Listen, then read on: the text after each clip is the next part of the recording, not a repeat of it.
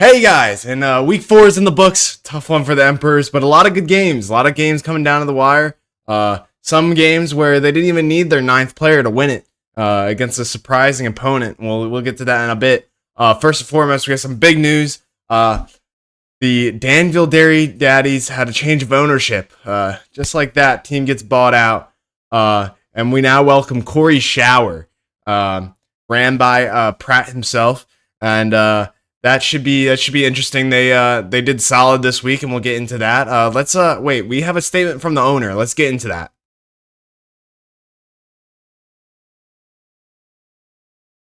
That was something. That was something. We'll send somebody to check on them. May or may not be the names of Luke Gall and Noah Sherm. But hopefully they're all right. Maybe it's a part of their game plan for trades. They'll be like, oh, this guy is he needs a little help right now, and they'll throw him like a character like Kevin Durant, one might say. But apart from that, new owner, great to see. I look forward to having the rest of the season with them. They are a contender for sure. Let's get into our news. We're starting out with LeBron, King James, breaking over 1,500 games played, and now passing John Stockton. He's gonna pass Dirk and Vince Carter by the end of the season. Maybe Kareem if he continues to be healthy. But I wouldn't be surprised if he takes the number one. I mean, he has one more season in him. That's what Ali Sham says. I mean, this guy's playing. He literally had 3 triple doubles in a row. He's like the oldest player ever to do it. Like, come on, he's gonna break. He's gonna be one all time, and I wouldn't be surprised if he just keeps playing. I don't think that this next season is gonna be his last. It might be a bold take, probably will bite it in the end, but I think he could play for another 2 or 3 years, just with his fitness and everything, you know. But it's a long time to be in the game. I wouldn't blame him for stepping out earlier. On to our next record broken. As James Harden said, number 1, but in the record books, number 2, James Harden passes Ray Allen for all-time three-pointers. He was joking about how nobody's ever really going to catch up to Steph, so he's the real number 1. Yeah, and Steph is just a beast. I mean, 803 difference, like, you're not catching. But Harden, he's a dog, and there's a lot of active players on this list. I love, this is one of my favorite records to keep track of because in the top 20, there's at least 6 or 7 guys like going through, maybe even more. I can't even remember. But yeah, and those are our records. Let's get into the big news of the league. We had a trade go down, and as you can see up here, I can remember how to orientate myself. We have a trade between Corey's Shower and the Codfather. Pratt joins in right real quick and gets to business. And Corey Showers sending Evan Mobley, Jaden McDaniels, and a 2027 second round pick for Desmond Bane, Christian Braun, and Sherm's 2025 second rounder. Should be interesting to see. I mean, crazy. Corey Showers already strong, and this just sets them up for the future to be even stronger. They also needed a guard, so Desmond Bane fills that void. I just hope he's healthy. As for the Codfather, Evan Mobley's a dog, and on a 15-0 Cavs, I don't see them slowing down. I think Evan Mobley is going to be a top tier center for the next decade. We'll see where Jared Allen goes if he stays, but with them, they're big men to beat, that's for sure. Rudy Gobert and Cat couldn't do it, but I believe these guys can. And that does it for our news. I think in that trade, it's hard to tell who won, but I think this season the Codfather's gonna win, but next season the freaking Corey Shower's gonna win. It sets him up for the future and still the present. But regardless, let's get right into our scores. Starting. Oh wait.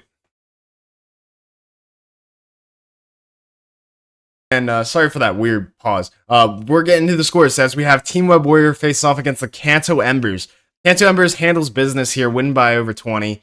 As you can see, Steph Curry balled out this week, and the stats below just show it. They just show it with the points, the rebounds. It was fairly close, though. I was surprised there was this far of a difference, but it comes down to the other stats like steals and blocks that really get it done. As you can see, Steph had 3 in total and LaMelo had none. But proud of the Cancer Embers. They needed this win, and they're starting to gain momentum. They really are. On to our next game. We have the upset of the season so far. Pack Nicely takes down the Fraggle Rock 9 on the back of Giannis, and they only did it with 8 players. Taylor Hendricks was still in the lineup, and they still whooped butt. Fraggle Rock 9 puts an all-season low out of 188. With Devin Booker putting up 34.25, it just wasn't enough. Giannis gets top dog. He's, I think, second for this week. But if you look at the stats, it's kind of surprising how Pack Nicely won this. It really did come down to steals and blocks, because based on this, the only thing they really won handily was double-doubles. And I think, right as you can see here, Giannis had a triple-double. So, it's crazy to see that they won by 15, but that's what the league we're in. You can be down 40 points, but still fuck it up, As for the Fraggle Rock 9, you just can't. This is horrendous. You're giving up your, I believe, fifth or sixth all-time loss to a team that was in the weeds, had no hope, and they still get it out. You're just feeling fire for them. On to our next game. We have the Harlem Globetrotters versus Corey Shower, their inaugural game as Corey Shower. Victor Wembanyama had 41.5, and it was an absolute team effort. I mean, everybody on Corey Shower played and came to win, and they won by 62. Absolutely insane. Wemby had a double-double, but as you can see in the stats below, Corey Shower had 5 double-doubles on their team. 5. That's hard to beat. That's really good efficiency. And with 80 rebounds, that's also one of the best all time since we started taking these stats. As for the Harlem Globetrotters, 204.5, you hit the 200-point threshold, but it's not enough, especially when it's a barn burner like this. And especially when your best player and top dog, freaking Jakob Poeltl, putting up 44.75. That's absurd. 25 points, 18 rebounds. What a dog. Oh, I messed up with the typing. That's supposed to be blocks at the bottom. But anyhow, Jakob Poeltl getting his first top dog. Absolutely insane. First and probably only, I would think. On to our next game. We're going to Team Lobster versus Gilbert Arenas. And this was also not a close game. 40-point game. Gilbert Arenas handles business with Alperen Sengun. I probably said that wrong. Absolutely wrecked house with the triple-double. And as you can see in the stats below, they won in almost every point category except threes. It's pretty interesting to see that's what it takes, And sometimes it comes down to those other stats that get you over. As for Team Lobster, Draymond Green being the top player is not a good look. Nope. I'll leave it at that. On to our next matchup, we have I Could Go For a Beer versus Team Army Jr. And if it wasn't for Riley losing this week, this would be the upset of the season. Absolutely insane. Team Army Jr. gaining momentum with Pool Party at the helm. 42 points, 6 assists, 2 rebounds. Absolutely mashing with 38.5 points. They win by handily, roughly 70, 80 points.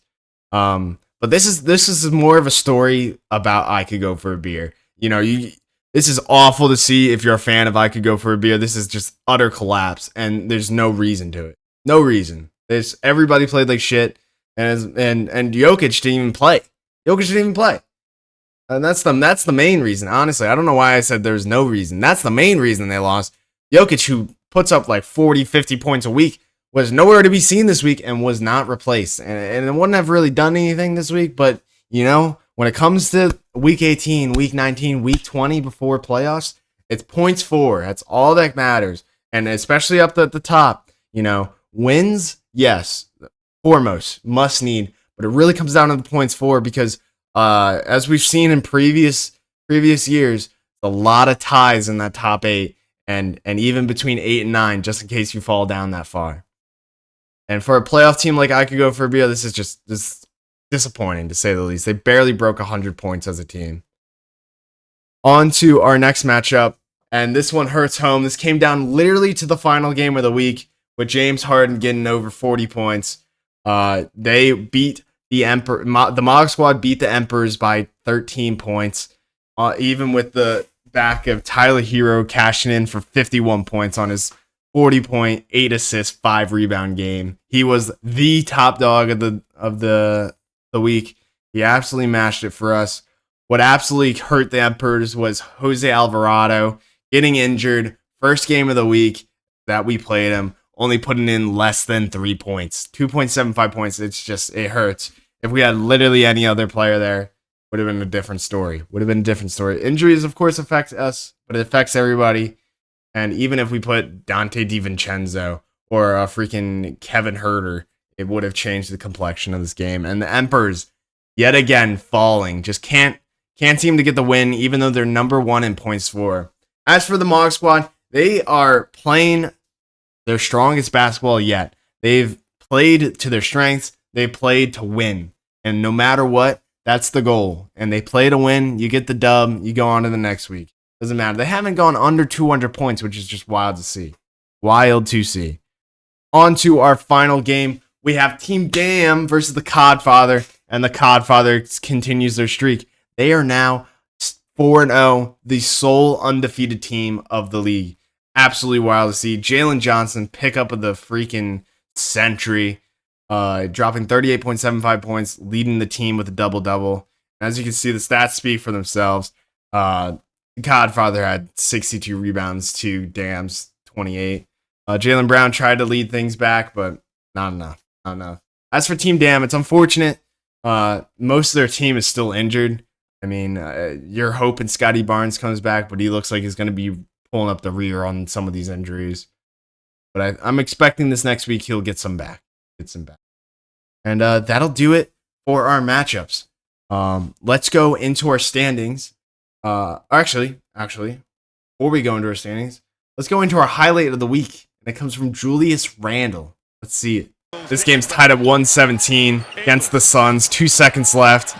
Hit it out to Randle. Absolute beast. Bang! Bang! What a monster, man.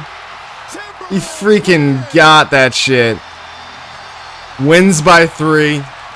Puts up a solid fantasy night, except for the Fraggle Rock 9. They did not play him this night. They played him first night. But saves it for them, and you just love to see it. Let's go to the replay.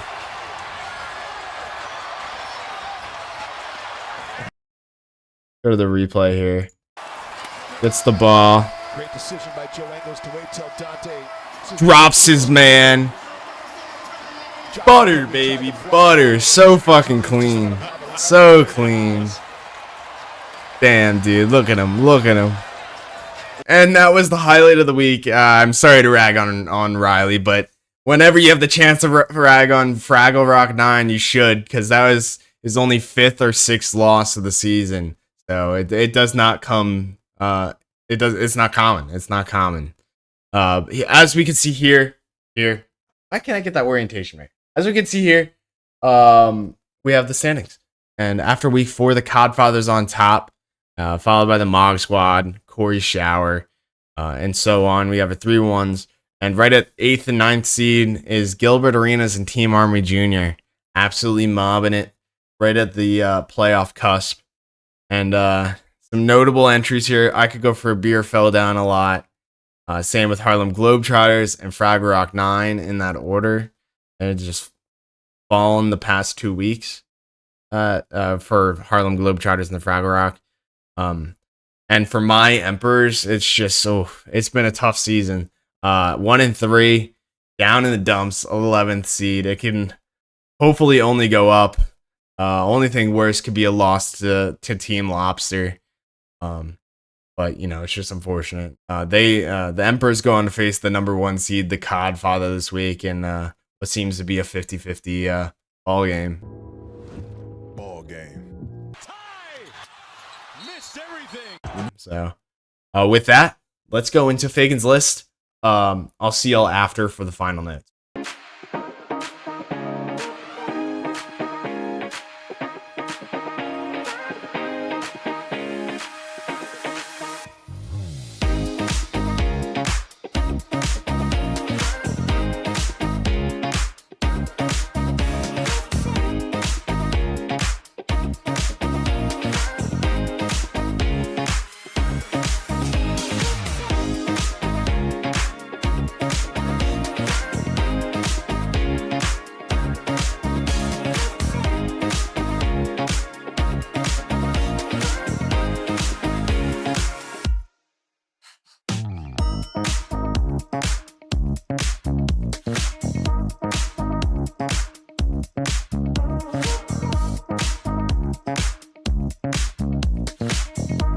And that was Fagan's list. A lot of moves around that list. One thing that is stagnant is the Team Lobster in last place. You know, that was a funny ass review.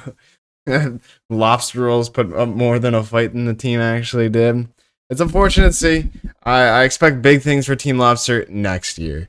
Sorry to rag on you, Team Lobster, but when you're putting up games like that consistently, you just hate to see it. You hate to see it.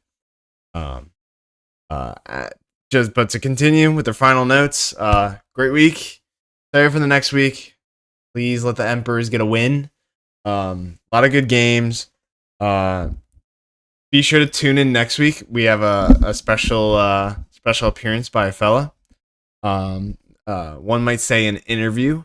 And it'll heavily weigh on this week, I will say. But I'll see y'all soon, and keep up the good work. Peace.